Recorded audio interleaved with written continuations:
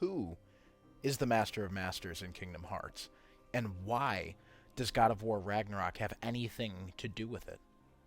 Well, I came up with this theory when I was recently playing God of War Ragnarok, and I'm here to break down who I think the Master of Masters is and how he might play in the Lost Masters arc starting in Kingdom Hearts 4. This video will contain heavy spoilers for both God of War Ragnarok and Kingdom Hearts Dark Road, so if you want to remain fresh on those, please leave now. So this theory has all to do with the identity of the Master of Masters in Kingdom Hearts. We've known about Mom for a while, but we still haven't figured out who he is exactly. It's still not entirely clear whether he's a protagonist or an antagonist, but he will be a heavy hitter in the Lost Masters arc, which is the next phase of Kingdom Hearts following Xehanort's demise in the Dark Seeker saga at the end of Kingdom Hearts 3. After playing God of War Ragnarok, though, my mind started racing with a theory about the mom's identity. Why is this not as weird of a connection as it seems? Well, because the next phase of Kingdom Hearts revolves heavily around characters named after legends in Norse mythology, and God of War Ragnarok takes place within those Norse legends and includes characters of the same names. As this is a theory, I could be completely and totally off. This theory could also already be out and about and being discussed, but after playing God of War, I was putting all these connections together in my own head. So if you've been onto this theory for a while without having played God of War or without some background knowledge in Norse myth, I applaud you, and I'd like you to call me out in the comments for being late to the party. So there are a few red flags that went off in my head, and I will be addressing who I think the mom is in Kingdom Hearts. There's going to be plenty of lore jumping back and forth between Kingdom Hearts, God of War, and Norse mythology, so please buckle up and enjoy the show. To begin with the seed that grew this theory, let's start with the Kingdom Hearts side of things. In Kingdom Hearts Unchained Key and Union Cross, we learn that the Master of Masters has read and seen the future, but bestows his gazing eye to his disciples so he can ensure that the future that is written in the Book of Prophecies comes true. We discover that the little blue eyes that appears on many Keyblades in the series are the gazing eye of the Master of Masters, including Xehanort's Keyblade. Xehanort's Keyblade was passed down to him in a long line of Keyblade Masters that includes the Master of Masters himself, his dark disciple Luxu, and Xehanort's own master, named Odin. Xehanort and his classmates, Ericus, Bragi, Ver, Erd, Hermod, Vidar, Sigrun, Vala, Helgi, Vali, Heimdall, Hoder, and Balder, are all taught by Odin and Skala ad Kylum, the epitome of society for Keyblade wielders. Skala ad Kylum used to be Daybreak Town, where the Master of Masters taught his pupils. Once that world was destroyed, it was rebuilt by the survivors to create Skala ad Kylum. Each of the classmates, except for Xehanort and Ericus, are named directly after Norse gods of myth.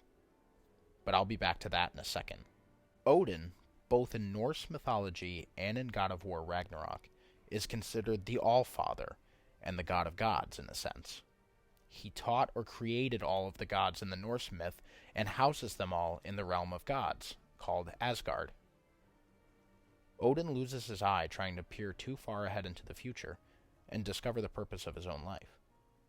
This is also represented within God of War Ragnarok. Because he loses his eye, he employs an army of ravens throughout the 9 realms to ensure that the future he's foreseen comes to fruition.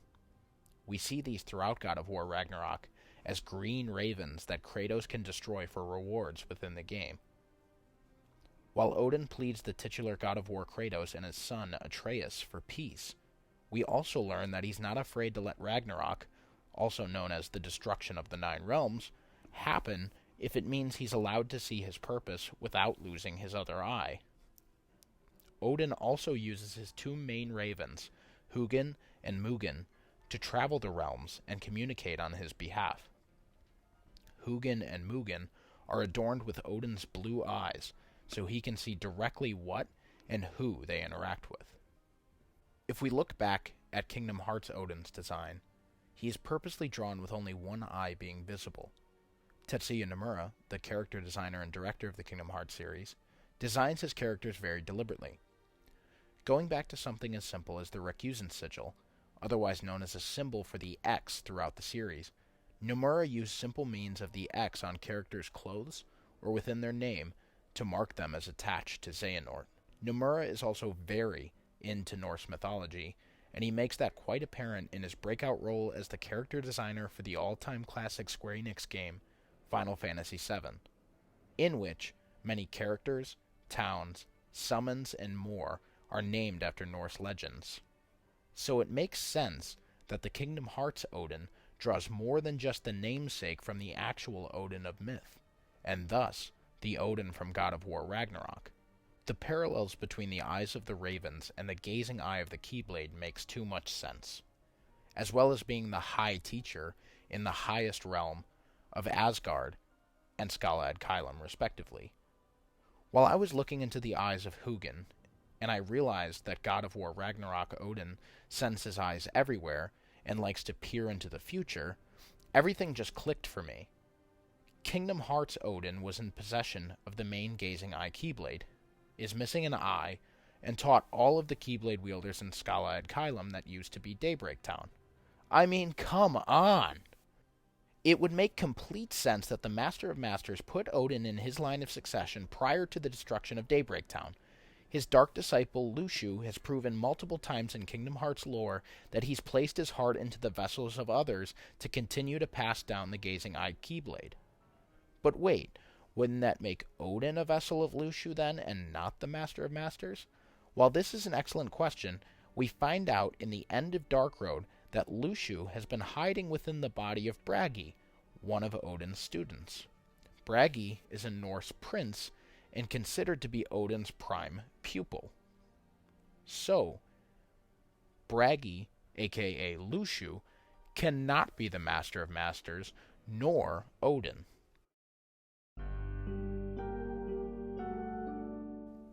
The other pupil that ties this whole thing together is Baldur. There are Baldurs that exist in both Kingdom Hearts and God of War that also gives this Odin Master of Masters theory legs. I touched upon the full ending of Baldur and Dark Road in this breakdown video, so please watch that for further detail. But basically, Baldur was touched by darkness and began killing off all of Odin's other pupils.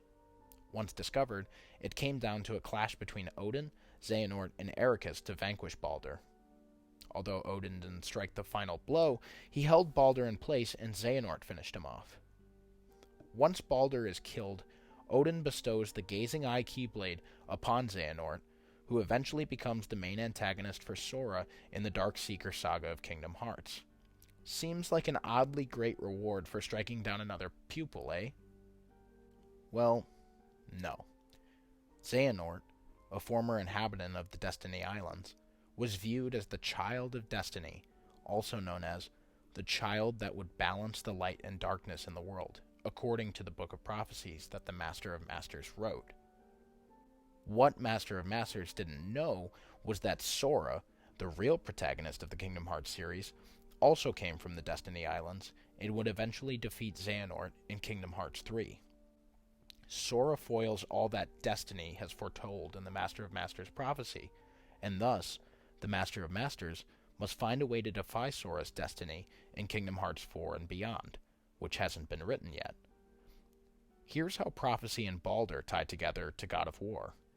In the first God of War, in 2018, Baldur is sent by Odin to confront Kratos, the Greek god of war, for trespassing in Norse Midgard. Kratos has settled down, but unbeknownst to him, a frightening prophecy tells that the offspring of Kratos would lead to the demise of Asgard. Kratos and Atreus have no idea the adventures they're about to be on, but it begins with Baldur.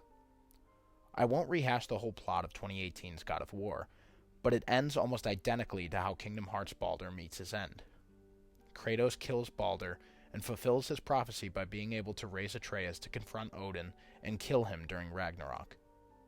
Following the demise of Baldur, Odin tries to make Atreus his pupil.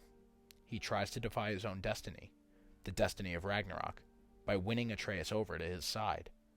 It ultimately fails, and both Kratos and Atreus become heroes of the Nine Realms by defeating Odin.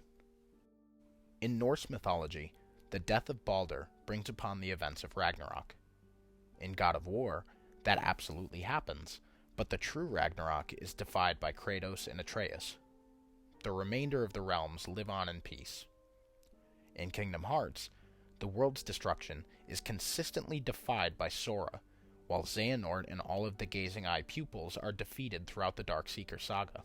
While God of War's Odin is defeated, the fate of Kingdom Hearts' Odin has yet to be revealed.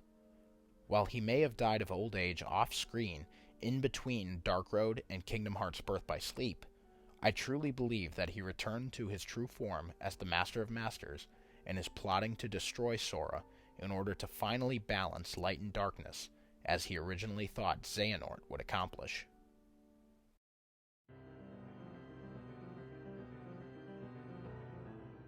So, to wrap it all up, we have yet to see who the Master of Masters is. All we know is that he's going to play a pivotal role in the next Kingdom Hearts saga, which is everything after Kingdom Hearts 3. Following a long and winding road through mobile games like Kingdom Hearts Unchained Key, Union Cross, and Kingdom Hearts Dark Road, we've learned very little about the Master of Masters, but we know that both he and Odin are mysterious beings with very little screen time in the grand scheme of things. After playing God of War Ragnarok and making some connections with Norse mythology, it just makes complete and total sense to me that the Master of Masters and Odin are one and the same. Ragnarok has yet to truly happen in Kingdom Hearts, but maybe the Oath to Return means more than just the return of Sora to the Realm of Light. Maybe it also means the return of the Master of Masters as Odin and the destruction that once brought Daybreak Town to its knees to become Skala at Kylum. We'll just have to wait and see in Kingdom Hearts 4 and beyond to truly find out the identity of the Master of Masters and Odin. Thank you guys so much for watching if you've stuck around this long. This was originally a blog I wrote on my blog site called the Danny Diaries. You can find the link for that in the description. I know it's been a while since I've been around, and I know Kingdom Hearts news has popped up here and there, but this is not my full-time job, and the holidays came up, so it's just been really busy, and I haven't been able to get in front of a camera or speak into a microphone for a while. Missing Link looks amazing. The key art for that looks so cool. It looks like, 17th or 18th century England, very Bloodborne vibes people were talking about. And I know the beta test is coming in 2023, and people are going to be able to sign up for that and get going on that, and it's going to be here sooner than we know it. But to me, that's just not something that I jumped up to get in front of a camera or push around family time or anything like that, or be extremely exhausted when I get home from work to make a video about. I apologize if that's something that you wanted from me, but it's just not something that, really makes me jump out, because this isn't my full-time job, unfortunately. I gotta make sure the lights stay on so that I can charge a computer and be able to speak into the mic every so often. But if you want more consistent content from me, you can find that on my blog, or hopefully maybe here if more Kingdom Hearts trailers and news and stuff drops like that for all. But that's my rambling. Thank you guys so much for watching. I really appreciate your support. If you could tell me what you think about this theory, please let me know in the comments below. If you like my content, you want to see more Kingdom Hearts theories, you want to see my reaction or discussion about Dark Road, the ending of Dark Road, check that out on my channel, and until next time, until there's more nerd news, Kingdom Hearts news, gaming news, I'll catch you guys later. Peace.